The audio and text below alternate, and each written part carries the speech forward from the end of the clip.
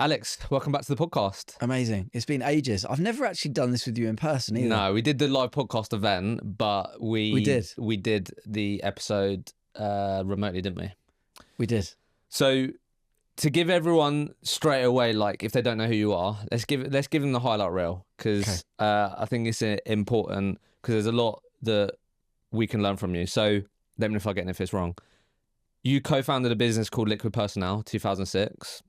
You successfully exited that company in 2016, 10-year journey in total. By the time you exited that, it was 140 heads, 100 million revenue, 11 million net fee income, and 4 million EBITDA. Along the way, won loads of awards, which I know you're proud of.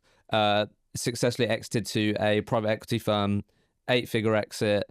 And since then, you've been an investor, advisor to the rec space. You've been involved in recruitment companies, one I know well, Strive. And then you're also actively investing in rec tech, and I know you're about to officially launch, by the time this goes out, it'll be out, your advisory practice. Nailed it. There we go. Absolutely nailed it. Now, with what we're going to go through today, I would say I speak to a lot of people in our industry, and for the people that do know you, see your content on LinkedIn, I think they talk about it in a positive way.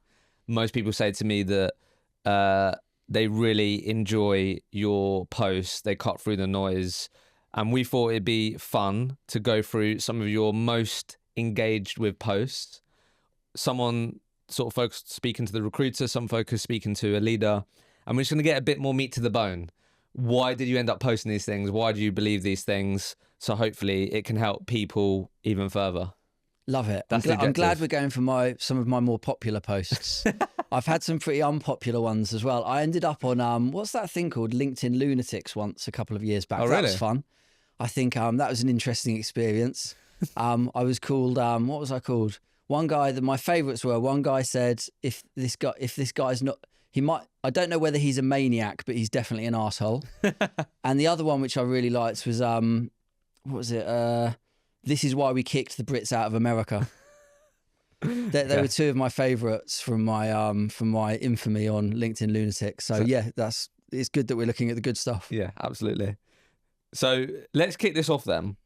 And there's a few with this sort of theme, so I'm interested to sort of get your take. I know you speak to a lot of founders. You was actively involved in the business for a good amount of time that was growing, like Strive.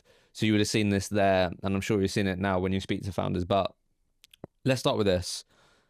You said here, like, recruitment is a really, really tough job, especially for the first 12 months. And I definitely experienced that. But there's light at the end of the tunnel. The only challenge is that tunnel's curved and you might not be able to see in advance where the light is. Mm-hmm.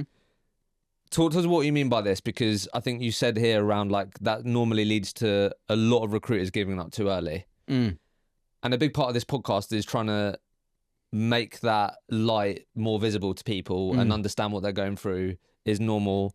So talk to me about this, because I'm sure, like, where did this come from? Have you just seen so many people that you felt, you know what, they had potential, if they kept going, they was on the cusp? Where did this come from? I think there's probably a couple of bits to where it came from. So I think my own personal experience is a starting point. I think recruitment isn't rocket science, and lots of people say recruitment is a simple job, and I agree with that. Once you know what you're doing, it's a simple job. But I think early on, especially if you're new to the industry, you're trying to understand a fair bit and how all of the different aspects of what you're doing from a sales process perspective fit together. And I remember, for me, it's like your neural pathways, they suddenly just click. And people talk about, I've spoken to people in the past and they've spoken about that click moment. And I think sometimes it just does suddenly click and everything fits together and you go, oh, right. So X, Y, Z, da, da, da. So I think there is an element of that. But I think just as importantly, the first 12 months is brutal and you are building typically something pretty much from scratch. And therefore, it's very difficult to understand or have any foresight with regards to when the success is going to start coming and it's going to start sucking less. And I think a lot of that is about managing expectations or having your own expectations managed.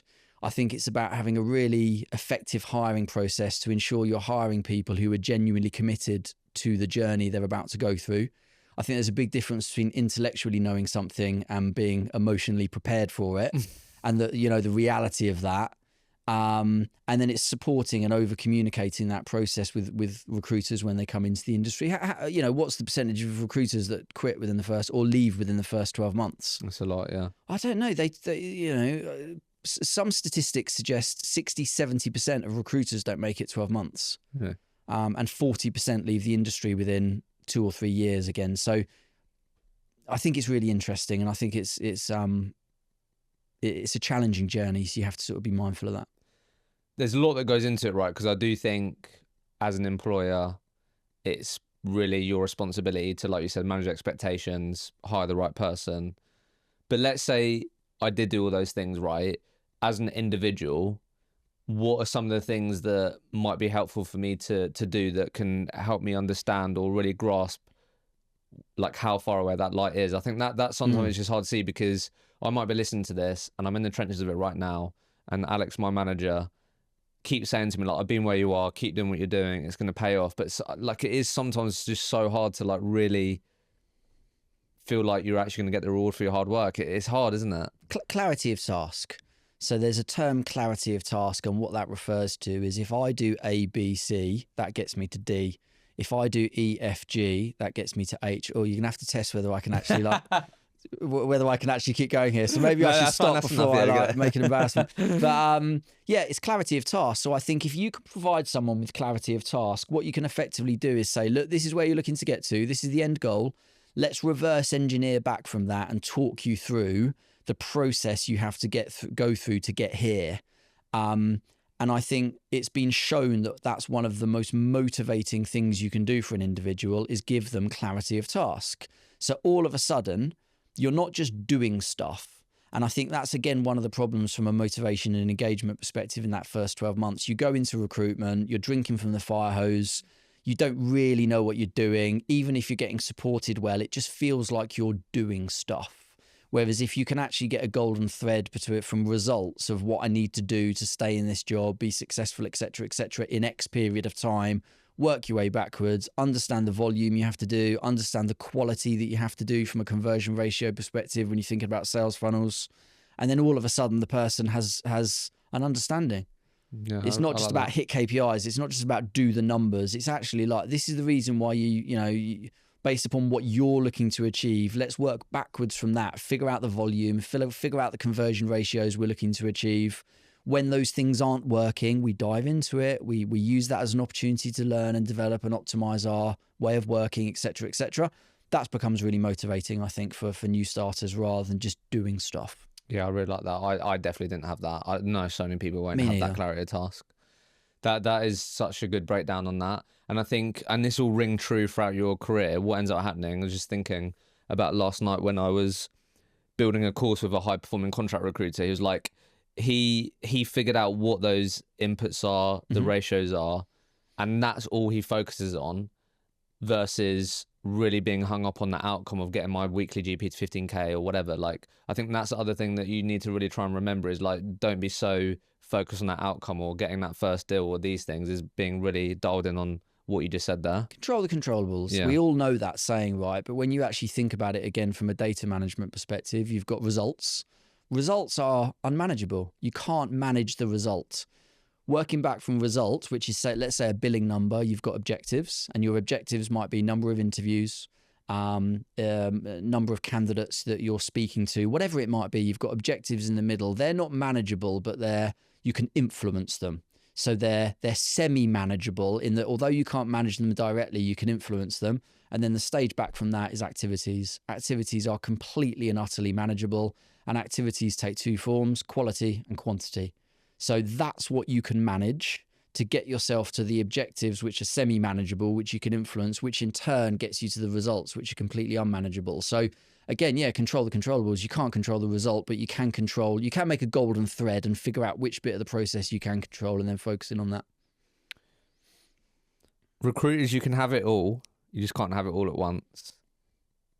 Really love this message. I think really, I mean, you would have seen it in terms of over the years, like this really has become front and center. And because the truth is, very few people are able to strike an ideal work-life balance. And you said here, really, it's really hard to build that as you're building your career. And the vast majority of early stage recruiters you've seen just need to go all in, otherwise it's not going to work, and that comes at a price. I'm sure you've had to manage this when you was involved. Maybe with Strive, you saw it. Founders that you speak with, work-life balance. Talk to us about this. Where like, see, I don't think it's that controversial, but I think, look, it's really fascinating to watch like cultural shifts go on with regards to, you know, what's perceived as acceptable and normal. I'm an old man now in recruitment, so I get that. I get that the times were, I'm not that old, but I'm old enough now that maybe times are slightly different. But I do think there's a really strong voice now. The narrative is all focused around work-life balance.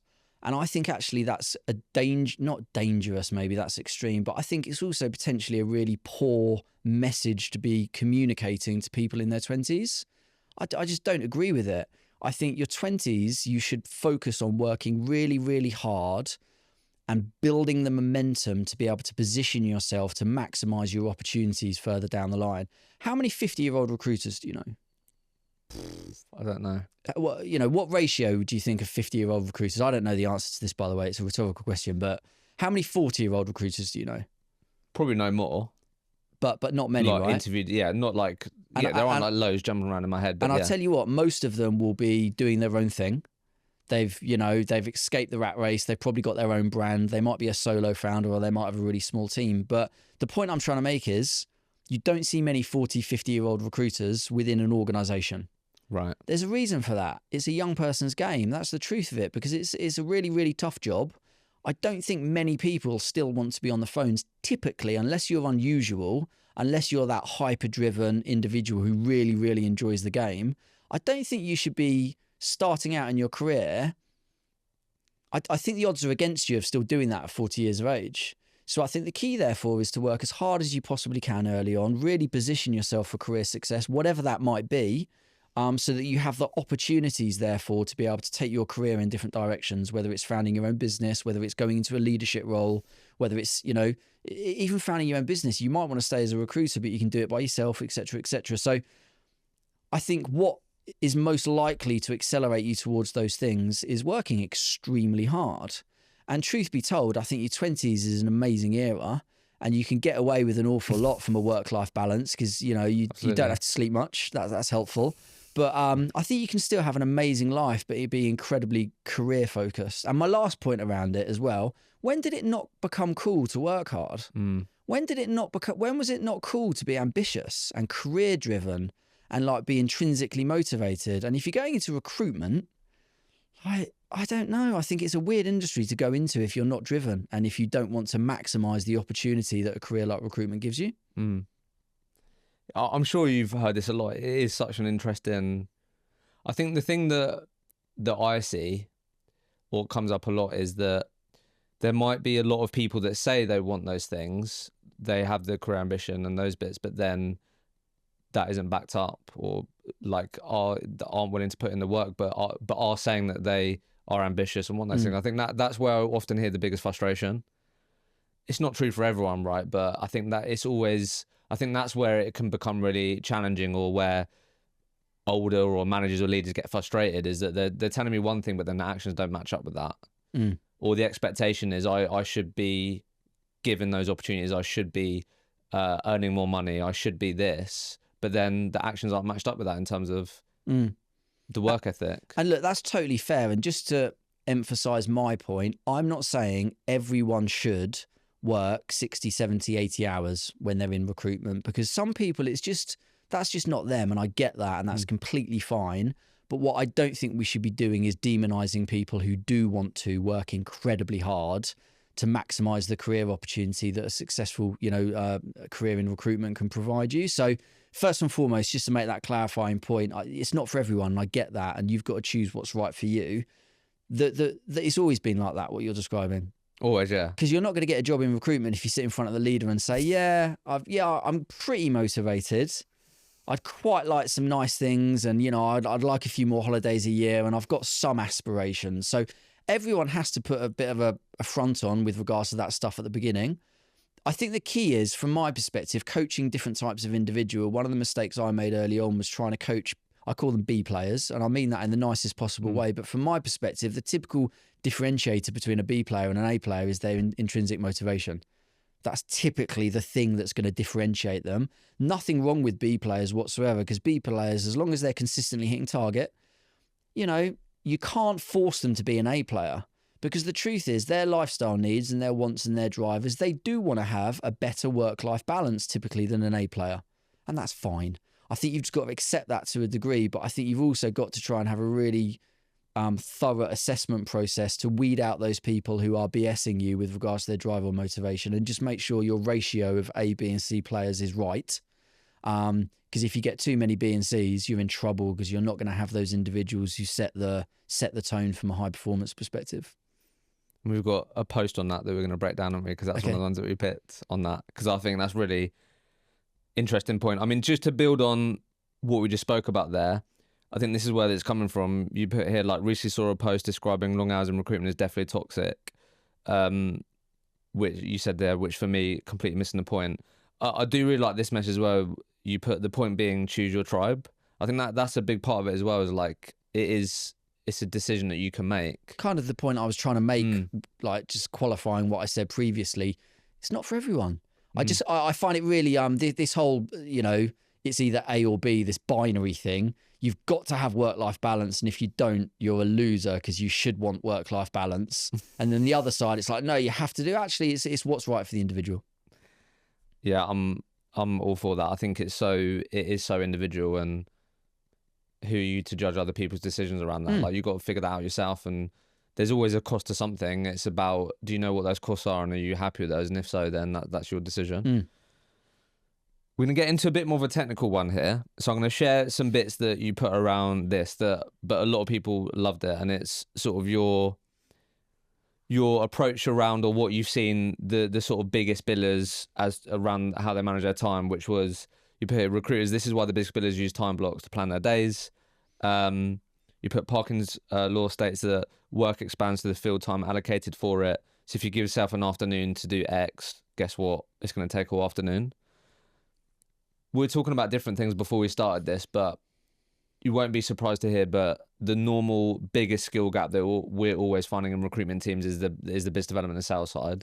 What's a close second is time management, productivity. I think this is really true in 360 environments. You can tell me what you want to build on this, but I do think, I don't know how I feel about training or helping people with time management. There's only so much you can really share. Like, this is my system for it. I do time blocks. I don't do this. I think really it's about, are you getting better at prioritizing the right tasks and actions? I just think about it, prioritizing. That's what I've really trying to get better at as an entrepreneur, because I'm just very aware at the end of the year, I'm going to know if I prioritize the right things or not. So I don't know what you're going to build on here, but time blocks is tried and tested. Tell us about this as to why that's something that...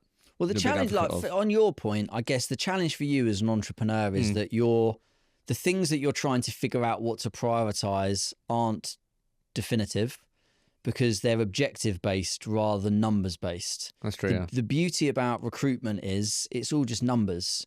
Like, all business is numbers. So again, I'm going to re-emphasize that point I said previously. If I want to bill, let's 100 grand this quarter, I know what I need to do to bill 100 grand, because I know I'm just going to make a number up that's nice and easy, 10 interviews. And to get to 10 interviews, my objective, I know I need to bring on a certain number of jobs. I need to get a certain number of candidates, et cetera, et cetera. So again, you can understand that flow. Once you've got a proper understanding of what you need to do from a strategic perspective, and you map that out in a broad sense, I then think you need to look week and week and say, all right, well, what do I need to do in this week to be able to move the needle to drive me towards my objectives in a certain time frame, in the time scale allocated. So I've got effectively 3 months if it's a quarterly period. Well, it's not too difficult if you work with the right leader, I think, who can support you with stuff like that, to be able to map it out and say, right, this week I need to do X, Y, and Z from a BD perspective. I want to speak to, I'm getting into too much detail. I want to achieve X from a BD perspective. I want to achieve Y from a delivery perspective. I want to achieve, Z from a account management perspective. So if you know what your objectives are on that smaller level, you can then allocate the time that allows you to do that. So I need to do 6 hours of BD this week. And in that 6 hours, I'm setting myself the target of picking up 3 new jobs, whatever it might be. So again, you allocate the 6 hours. You do that for all of your core activities, which are going to lead to your objectives for the month and for the quarter, which are going to get you to the result. And then effectively at the end of every week, you can say, right, how did I get on? Did I get my 6 jobs? Did I get my 10 candidates? Did I get my 12 interviews, whatever it might be? And then you pivot for the rest of the quarter. So you say, well, I got enough jobs, but I didn't get enough candidates or interviews. Right, next week, I need to change my time blocks a little bit, and I need to have slight more emphasis to catch up on the candidates than I do on the BD. And then you just keep monitoring what you're doing on a weekly basis, which is going to feed into your monthly objectives, which in turn is going to get to your quarterly results. So time blocks just make sense to me. And the other key thing with them is that you finish, once you've done your 2 hours of BD, if you haven't got what you wanted to, you still move on to the next thing. Right. Because otherwise we get into this habit where we say, I'll just stay on X for a little bit longer. I'll stay on X for a little bit longer. And then what you don't do is get the balance right between all of the competing activities that you need to drive to be able to get your end result on a quarterly basis. What you do is at the end of the week, you say, right, where am I at based upon the objectives I set myself at the beginning of the week? And then you reprioritize objectives and you set new time blocks according to the amount of time you need to be able to get to the things that you want to get to. What do you like? This is getting into a bit of a leadership piece, but this may have come up in your conversations, might not have, but a really common thing that I've found come up with founders that I've spoken to over the last 6 to 12 months is they may be during the time when it was really busy, a real boom period, the types of things you were talking about there, founders and leaders just got really relaxed with, and basically just put all the onus into Alex in terms of he's doing all right, he's doing the deals, he's figuring out what he needs to prioritize, and really just putting it over to you. And I think you can tell me what you think about this, but I just speak to a lot of founders that are almost I don't want to say scared, but they really don't like the idea of being strict around these things. But do you know what the challenge, I'm going to jump straight in. What's the biggest problem with that? It's that if someone tells you to do something, how committed do you feel to that? Not as committed. If it's your own plan, if it's your own goal and your own plan to achieve that goal, how do you feel from a commitment and engagement perspective? Better, obviously. Therefore, you've got to switch it around. What do you want to achieve? What's the plan? So you saying it should be more on the individuals? 100%. They should be the ones coming to me with the plan. But then what if this is the thing. So I'll hear so many people say to me my guys just aren't picking up the phone as much and they're not doing as much of the things that I want. And then I'll also hear that they're not willing to encourage, they're not trying to help them build these types of plans, or they don't like the idea of doing that. Well, that's the problem, isn't it? Because it's not necessarily, this stuff is just experience. And I think experienced sales leaders or recruitment leaders can support the individuals and give them the guidance.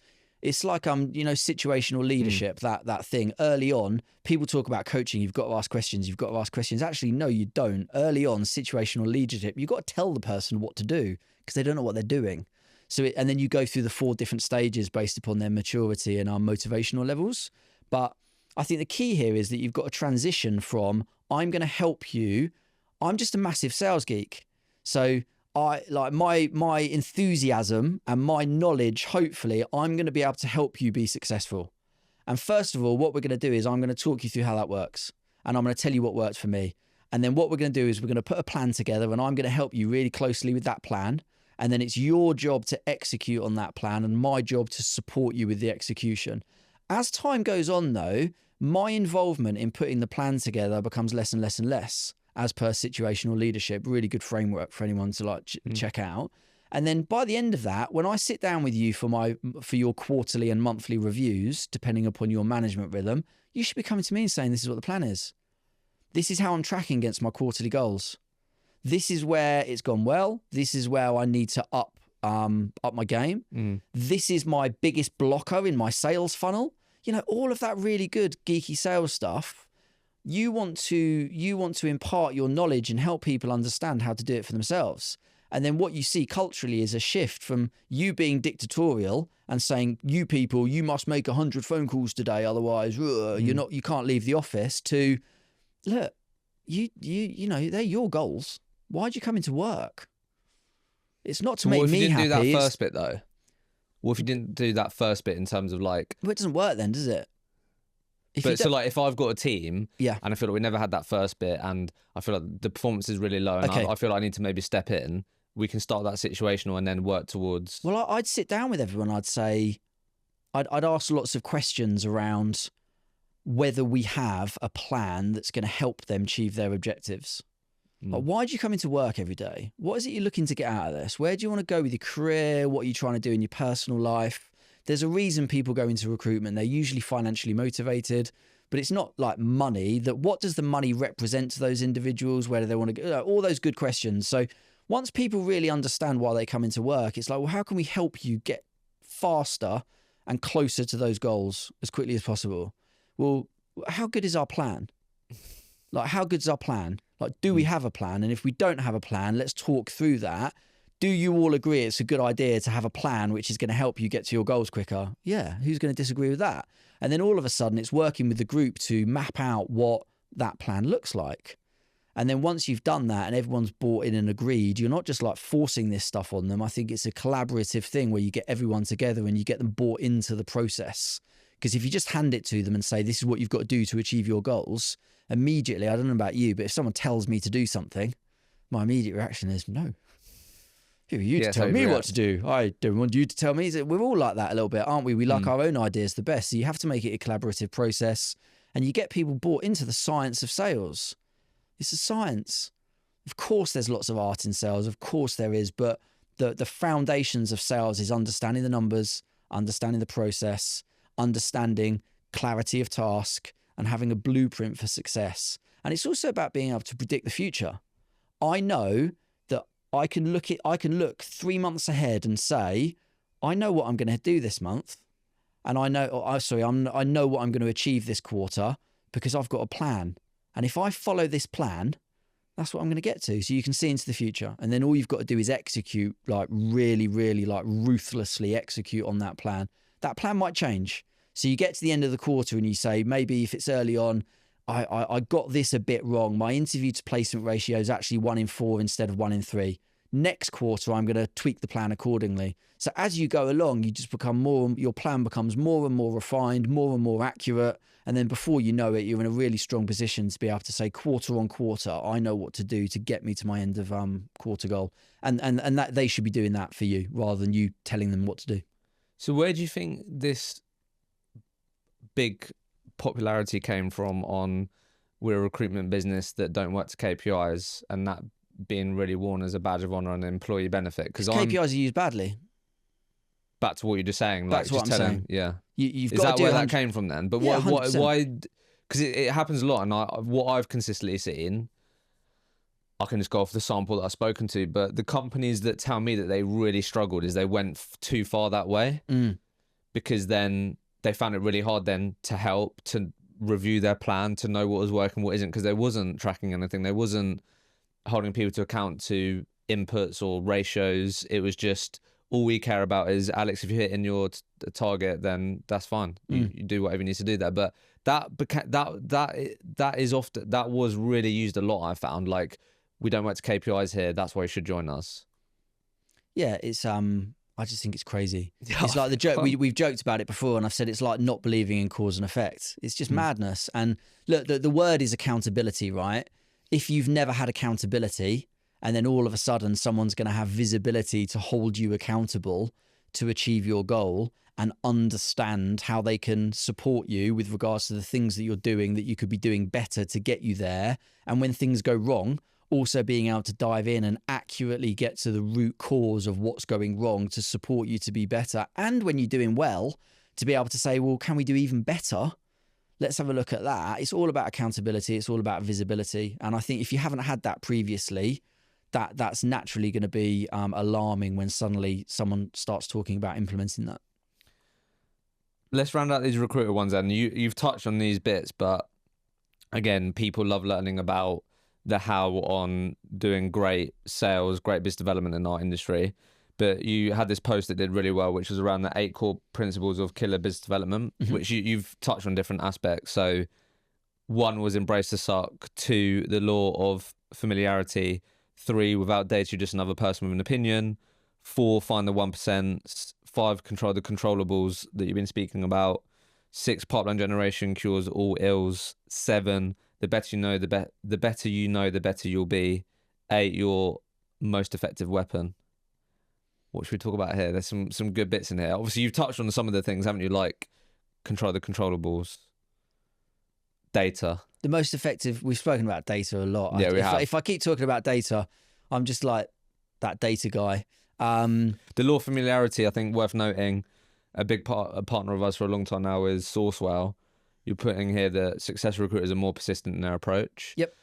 The data that they have on, like, I think it's 40% of meetings get booked on their platform from the 4th touch point onwards. Nice. So that like so many people don't get anywhere near that. So that's nearly 50% of meetings you could be leaving on the table because you're not showing up, being persistent. And you can align it with data as well, that bit, can't you? Because it's the law of you build your cadence, and then some of the software that's out there now is just amazing because you can actually genuinely analyze the effectiveness of each stage of that cadence and the return on effort you get from it. So it means you can turn your sales force into a real like nimble strategic weapon rather than just like a blunt force. Yeah.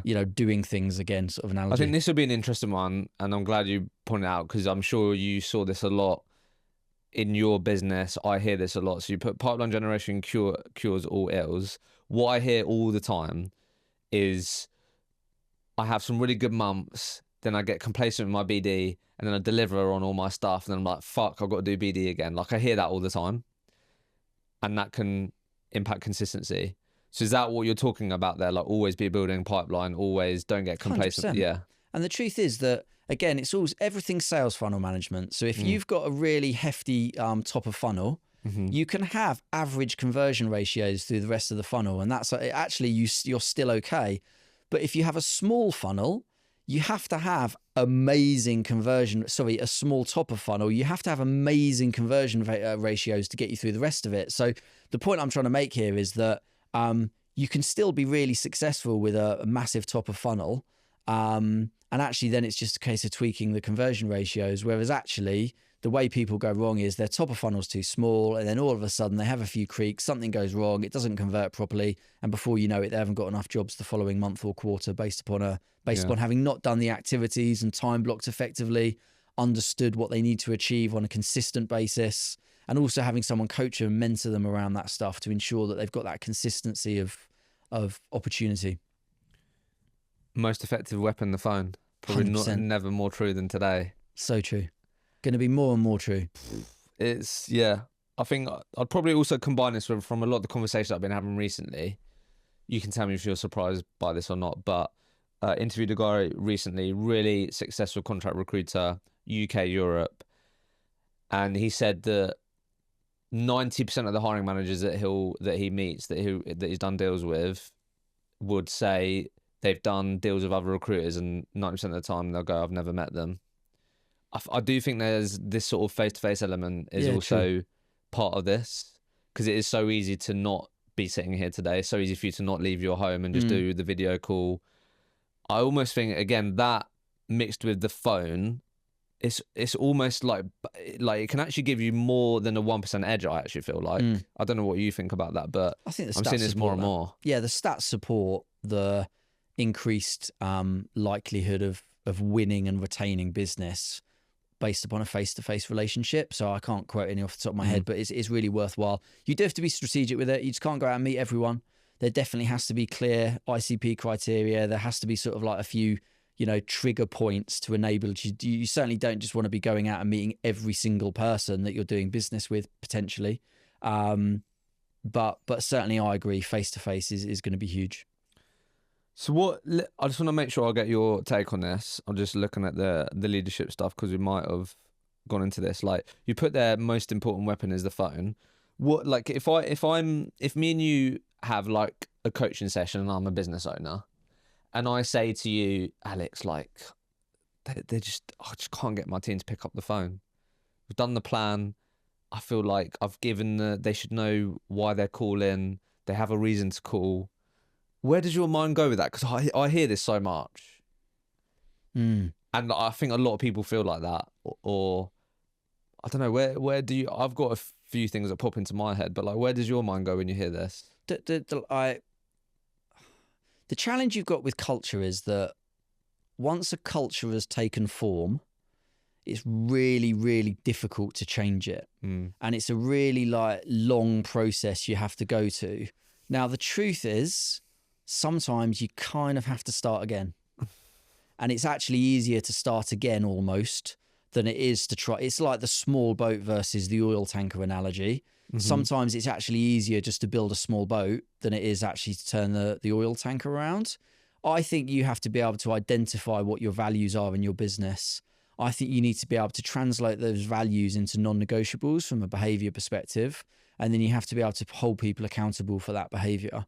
And if they aren't prepared or able to hold themselves accountable for the things that you've agreed as a business are your non-negotiables, they're not right for you as a business. And if one of your like key tasks is doing what you said you, like, let's just say doing what you said you will do, or or whatever it might be, it's like, if you don't do that, well then like this isn't the right business for you. So if you come to me with a plan and you say, this is my plan, I'm excited about it, this is what I need to do, it's really clear, I've got clarity of task, I want to achieve X and Y, and then a month later we're sitting there and you just haven't done anything that was in your plan and it's not justifiable, I'd question whether that's the right person to have in your business. Yeah. Conscientiousness and accountability. Yeah, like your mindset, like I'm just thinking of a recent example where your mindset shouldn't go like, I need like better tools or I need better data. It's the people. It's either a people problem or it's a process problem. If you look at problems, right, it's usually one of those two. It's nearly always one of those two, especially in a recruitment business, people or process. Well, if our process is really, really good, it's a people problem. And as a leader, I think one of the most important things you do as a leader, what is leadership? It's about setting standards and maintaining standards. And every time you see something below standard and you don't do anything about it, you've set a new standard. So the challenge is, I think there has to, in a business like that, there has to be a big cultural shift. And that usually means identifying who can work for you and who can't with regards to your vision and your values as a leader, and who can drive those non-negotiables, and who get the right people on the bus would be my answer to that. Yeah. Easy to say, hard to do, isn't it? Well, it is, but I always say you've got to do the right thing for the business. And I think that's a really, really good way to be able to you've got to reject emotional thinking sometimes. That doesn't mean being empathetic. That doesn't mean being like a good human being. Quite the opposite. But I do think also, I think a lot of people just wimp it. I just don't think sometimes leaders, they take the easy option, which is not to do anything. And the truth is, well, what do you do with that? If you have got ambitious growth plans, you as the leader are going to be the bottleneck. And I think being able to manage your own emotions and do the right thing, even if it's uncomfortable and it's not something you particularly want to do and you have sleepless nights about it. We've all been there. Sleepless nights before letting someone go. It's horrible. But sometimes, you've got to do what you've got to do because it's the right thing for the business and right for the other people in the business as well, by maintaining those standards. And this brings us quite nicely on, you did a post about the harsh truth in building a great recruitment business is that to unleash high performance, you've got to quickly let go of the C players. Yep. And that you should always do it transparently by immediately getting everyone together after and explaining the reason why. I was going to say, is that what you mean? Fair, that's interesting. Well, I think that's part of it, isn't it? I think, again, maintaining standards, that's empathy. That's empathy. I'll use a different word. There we go. Thank you. Thank you for saving me there.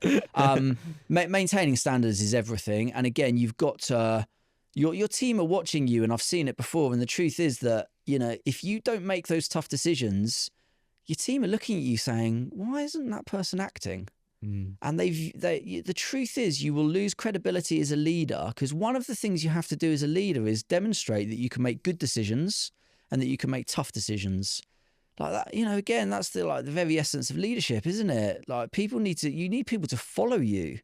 You need to set the example of what the business is about and the values of an organization. And if you're like a ambitious, high growth, quality orientated business, you need to make those tough decisions. And that doesn't mean doing it in a way that isn't really compassionate and thoughtful and considerate towards that individual.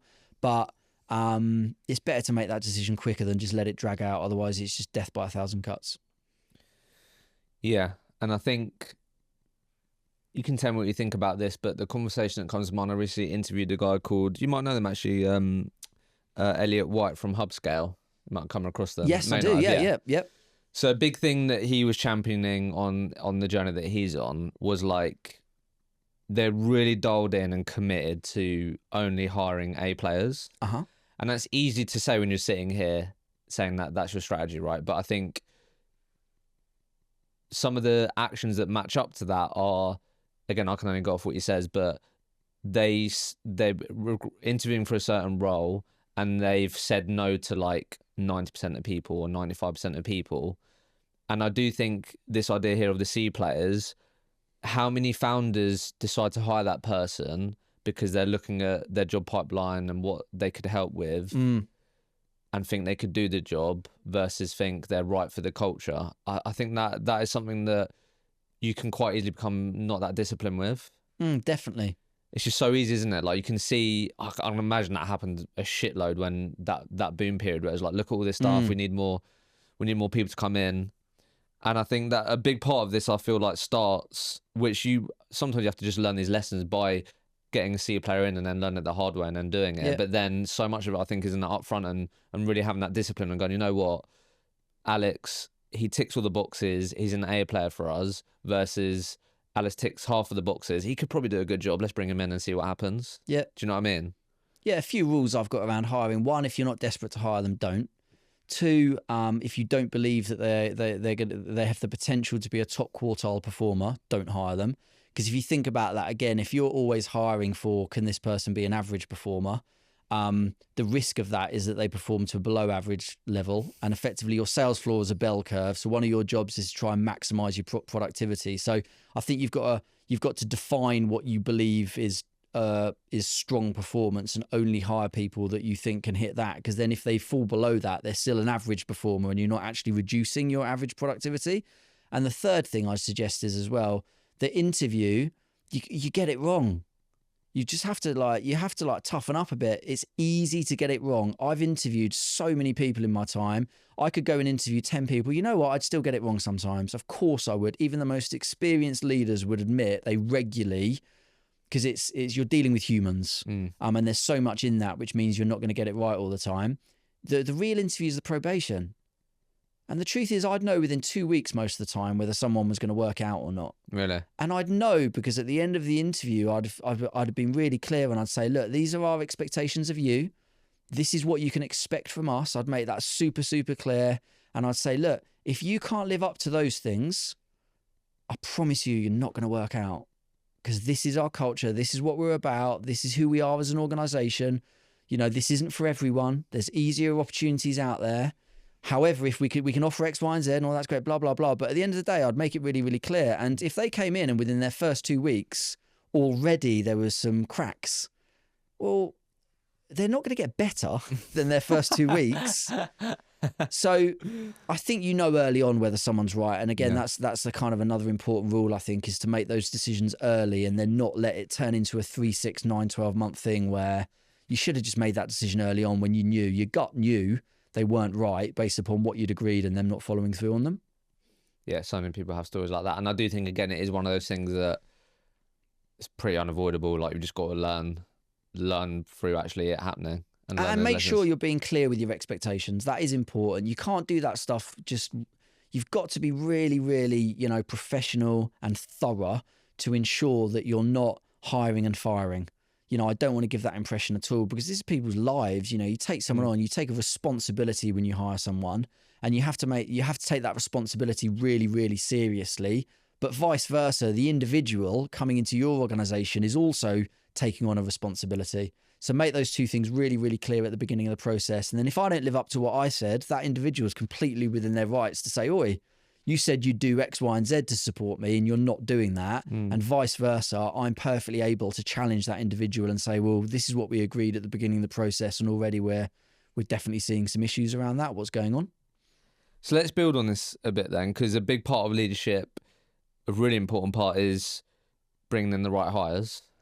I'm sure you've had this a lot, but there's definitely always normally a consistent message that I sometimes hear from recruitment founders where they do find it really hard to hire good senior recruiters, or like have often had evidence of like, I just can't do it, it's really hard. And there's a lot that could result in that. But you had this really cool post which was 9 ways crappy recruiters interview. So let's talk about some of these. So these are ultimately things that you might pick up on that you feel like in your experience has resulted in these people maybe not being great recruiters that you may want to bring in the business. Are seeking the easiest way to gain a bump in their immediate earnings and often not much else. So this, searching more for their basic salary. Why is someone moving? Because if they're a good recruiter, they should be earning good money. So there has to be something there with regards to why you can suddenly get this person. And I think a lot of recruitment leaders lose sight of the importance of that bit. So yeah, in answer to your question, there has to be a really strong underlying reason why that person's looking to leave, and you can get them. Otherwise, they're probably not that good. Yeah, because I feel this was your second one, which I feel like you're talking about here in terms of you put super vague when talking about their accomplishments whilst also claiming full responsibility for successes. Yeah, I think the weird thing is sometimes I think as recruitment business owners or leaders, we're not the best at interviewing for internal talent, because we don't have the same level of thoroughness that we should with regards to really assessing someone's achievements, their technical competencies, their motivational, their stuff, their character attributes, and all of those things.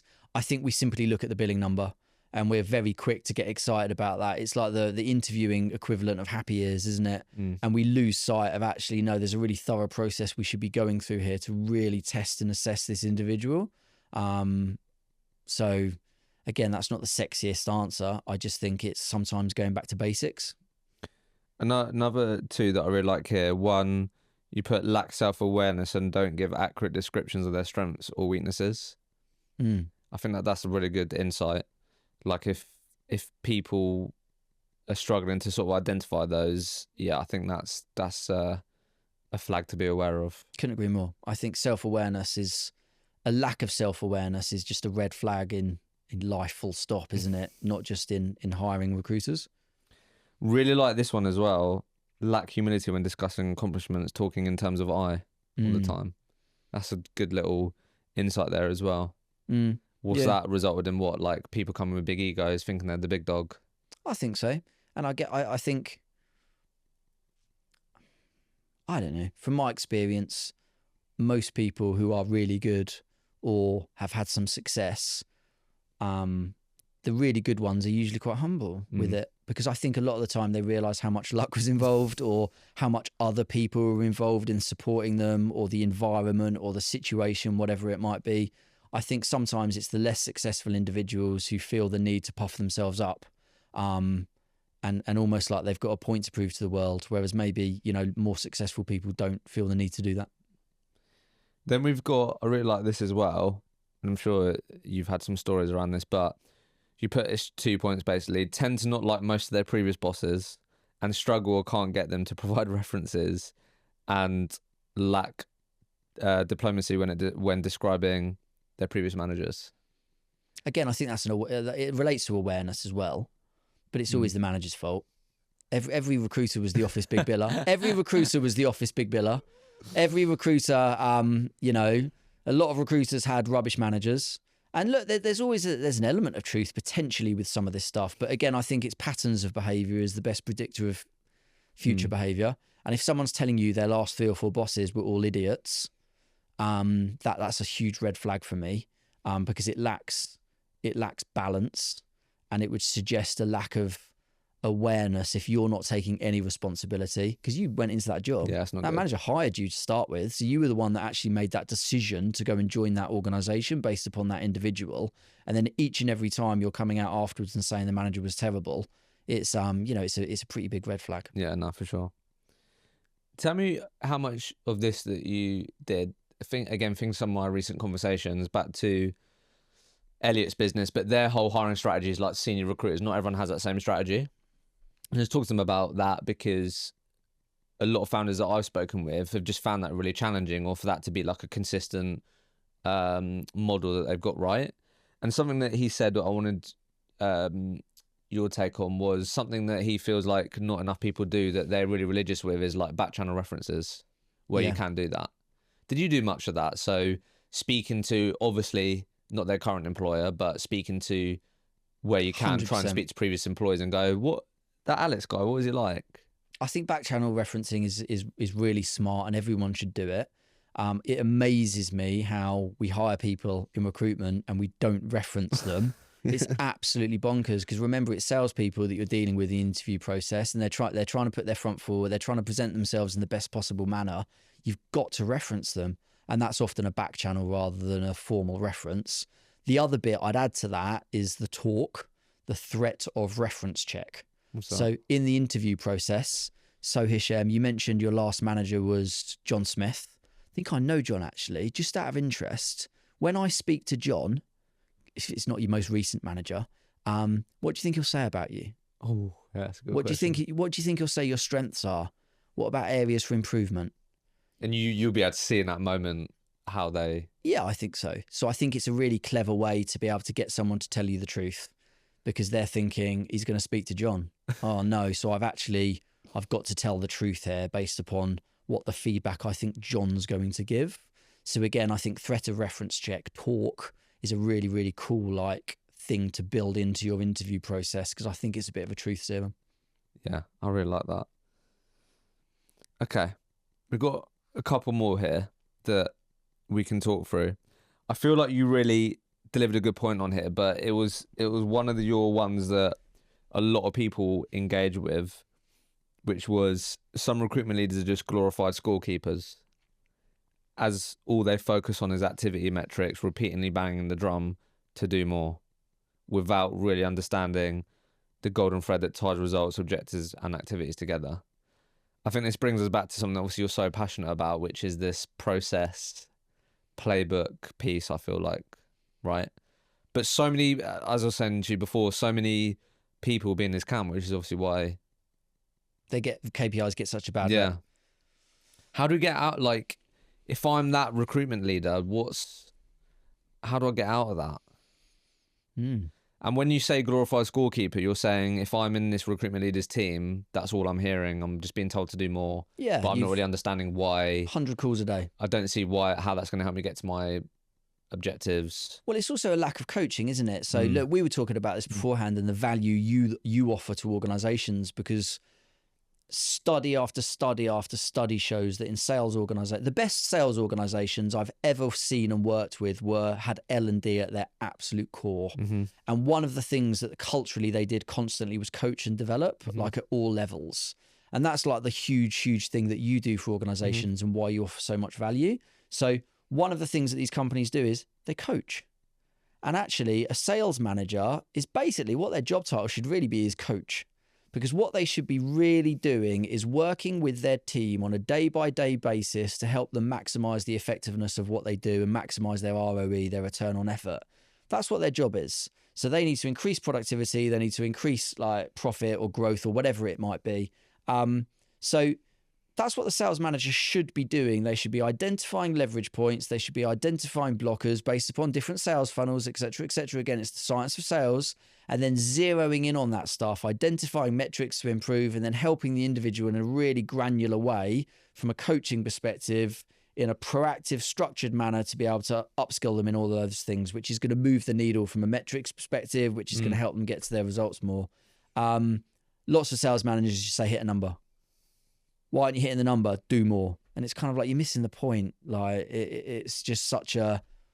So if I catch myself saying that, thinking that, is the encouragement advice try and take a bit of a step back and think about, just actually like take a bit of a step back on this rather than just thinking, yeah, like my guys and girls aren't doing enough, they need to be doing more. Well, the answer might be to do more, by the way. Yeah, no, yeah, but Yeah. in terms of like rather than just coming to that conclusion, you need to understand why that is what you're championing, right? So I don't know, just from the conversations that I have, I don't know how many business owners, particularly, you know, I'm speaking to a lot of companies that are in that growing stage and they're, you know, 10 to 30, 40 heads or on their way there.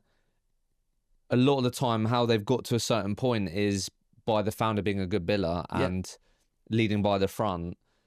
That doesn't go hand in hand with taking a step back and thinking about sales funnels and ratios. And do you know what I mean? So I was just thinking then, like, if I'm listening to this right now, and sometimes I can be guilty of, you know what, sometimes I know I'm just thinking, I wish the guys would just do more. Like you said, the answer might be do more, but that needs to come from a place of like understanding and taking a bit of a step back and actually looking at the entirety of it. You have to, one of the biggest challenges, what is it? 80% of recruitment businesses in the UK are sub 10 heads. Mm-hmm. And the vast majority of those are like sub 5 or whatever it might be. So there is definitely a big sticking point in the industry, I believe, based upon the number of companies who would like to get above 10 heads and the ones who actually achieve it.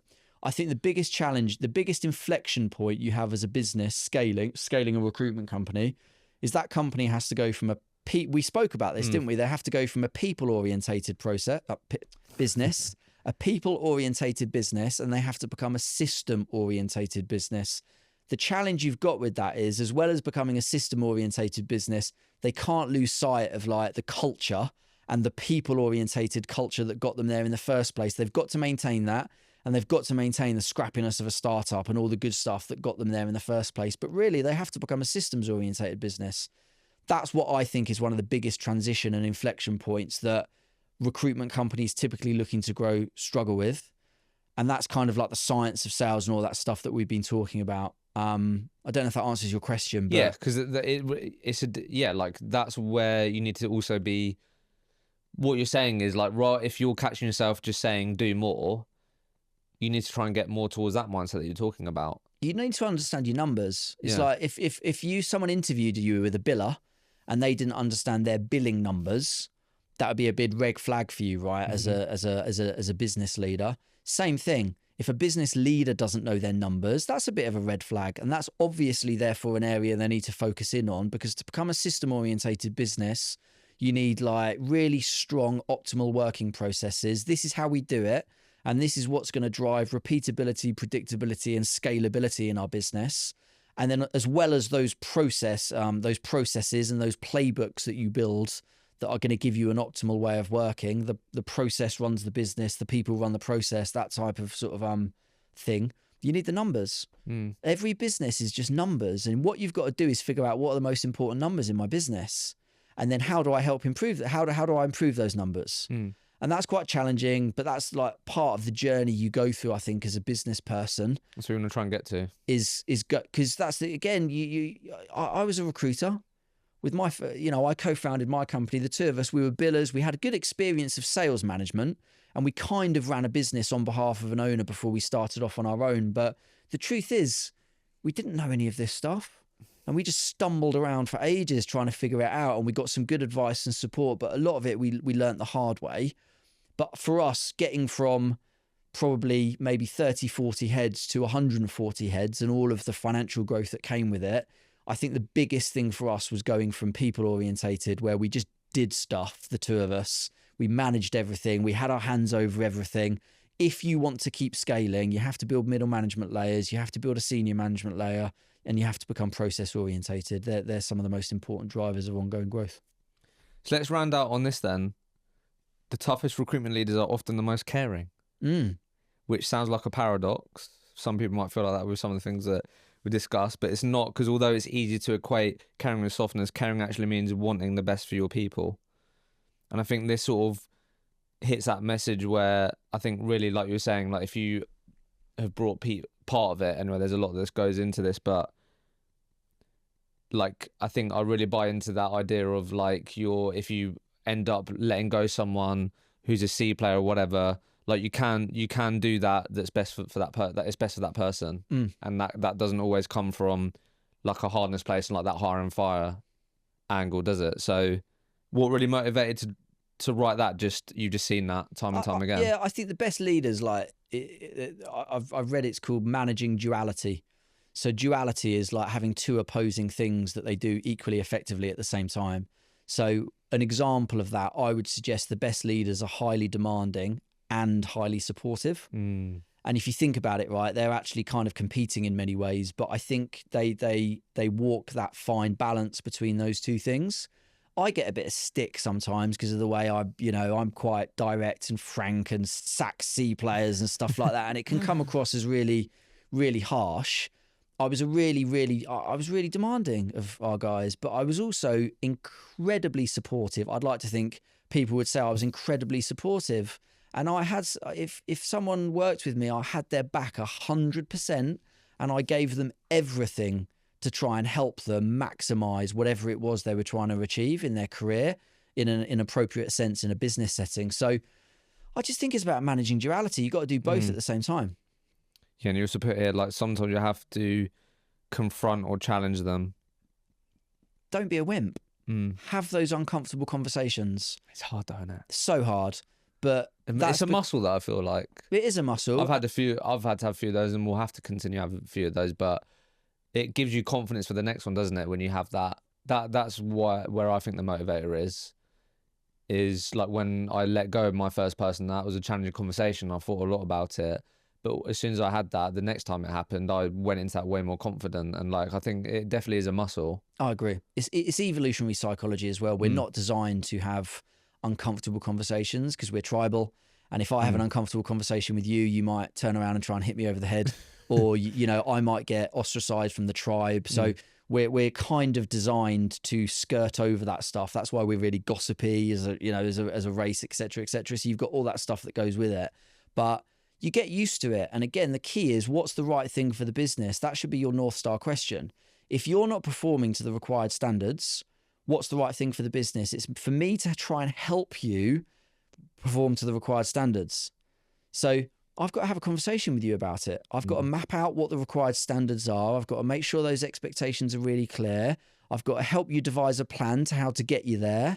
I've got to measure and track your success at fulfilling on that plan and support you en route.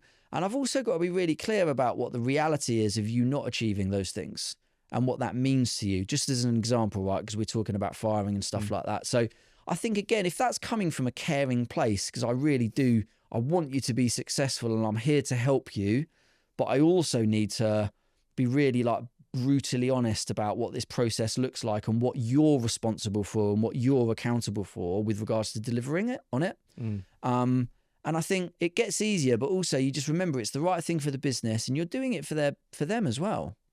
Yeah, I do like that perspective, that duality of like just demanding a lot from them, but also being their biggest like supporter. Because I think the sort of phrases that you'd normally hear, and I've heard a lot, I'm sure you have, would be, oh yeah, like my manager Alex, he was really hard on me, but I'm really glad that he was. And hopefully that's coupled with, and he did help me a lot along the way. Do you know what I mean? You hear that a lot. I think the same. I think that would be fair. I'd like to think that would be some of the feedback I'd get. I'm sure not everyone would say that. But I think, I just think, you often will like hear that in terms of someone that was demanding of you, but it was coming from a place because they really wanted the best for you. They knew I cared. The people I work closely with knew I cared because I did care. It's like that thing of how to get people to like you. How do you get someone to like you? What's the easiest way? How to get them to like you? Nothing's come into my head immediately. Like them. Right. The easiest way to get someone to like you, like them. Right. Yeah. It's really weird, isn't it? So like if you want to be able to deliver really tough feedback to someone, first of all, I did a post on that. What was it? The first principle of leadership is no one cares what you know until they know how much you care. I've stolen that from somewhere probably. And I think that's true.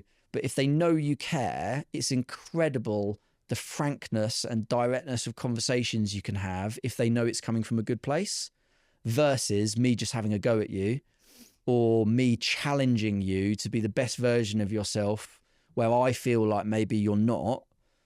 But if you know that I, give a shit, you're really receptive to that typically, versus the other way where immediately your guard's going to go up and you're going to be like, who's this guy telling me what to do? You just have to get that piece right.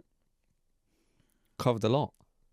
So for anyone that isn't following you, I think they should. Tons of wisdom there. I'm sure there's going to be plenty more that we can learn from you, and plenty other posts that might end up in some weird places that people don't agree with. If I end up on LinkedIn Lunatics again, I will definitely tell you. I will definitely let you know. I'll reach out. I love it. But why don't you just, I know you're still figuring some of these bits out, but let's just end on this. There's a lot that we can learn from you, right? So there's just so many different bits there that people can take. But who do you think you can help the most? Like, if I'm listening to this, I think that's a good thing to ask. I always ask people that when they go on this advisory journey, because there's going to be some types of businesses or people that you can help more than others. You still might be figuring this out, but I don't know what comes up for you there. Look, I've called my business Phase 6 Advisory, and that's kind of linked to what John, my previous co-founder, and I went through. We kind of figured out there were 6 key critical stages to growth, from literally starting all the way up to exiting. I think probably I offer a reasonably, I think what I've done is, because I've gone through all of those stages, I'd like to think I can offer a fair bit of value regardless of what phase you're at. I think the key is that the thing with me is it's not something I'm doing full time. So it's not like this is a bit of a side thing for me. So it's not like I can take on loads and loads of work. So I think the most important thing is that I'm working with individuals who have goals, who want to achieve something and have clarity around where it is they want to go. And then I can support them with that journey with regards to, okay, well, let's first and foremost map out a growth strategy. What's the strategy? Let's work back from that. What's our go-to-market strategy? And just work through all of those different processes, put a plan in place, and then be able to support them to actually, execute that, hold their feet to the fire a little bit, but also give them the tactical and strategic tools to be able to sort of help them on that journey. So there was a really rambling, diplomatic answer. What I take from that is, I think I was telling you, I spoke to Mark and Graham that founded Console Partners. Great guys. And we're talking about a few different bits, but they were saying they do some advisory work. Yeah. And they were saying they often run into 2 types of founders. Yeah. One that has the clarity that you're talking about, the Yep. types of people that you probably want to work more with. And then 2, probably for lack of a better term, I think they use the term like drifters, where I might say to you, Alex, like, what's the big goal here? Where do you want to go? And they're like, well, like the idea of an exit, like the idea of maybe not working in the business as much, there isn't that clear clarity. And I think they're saying like a lot of people they speak to are in that category and don't have that clarity on where they want to go. It's something that you got to think about, Ryan. That clarity might change and where you want to end up might change. But I do think what you're saying there, where you can have the biggest impact, is definitely going to be, again, probably people going, Alex, I really want to get here. I like winning, and I want to help people win. Like, I'm super competitive. I want to make a difference and I want to add value. If I don't know what game I'm playing, I can't really help someone win. And you can't choose that for them either, can you? That's what I mean. No, It's got to be all so personal. And if someone doesn't really know whether they're not, if an exit isn't for you, that's the first thing to say. I'd quite like an exit. Well, everyone would like to win the lottery, but if you're not actually prepared to go to, and buy tickets, etc., etc. No, I want to work with people who have an understanding. It's never perfect. It doesn't necessarily have to be completely crystal clear, but they should have a clear understanding of where they want to go and what they want to achieve. That doesn't have to be an exit, but it's just giving the roadmap or the vision of what they want to do, so that I can support them to be able to get there quicker, faster, and bigger. Because that's what it's about, right? That's if you bring an advisor into the business, they should be able to do those things for you. Otherwise, it's probably not worth spending the money on them. So, I just want to help people win. Alex, it's been a pleasure. Amazing. Good to see you again.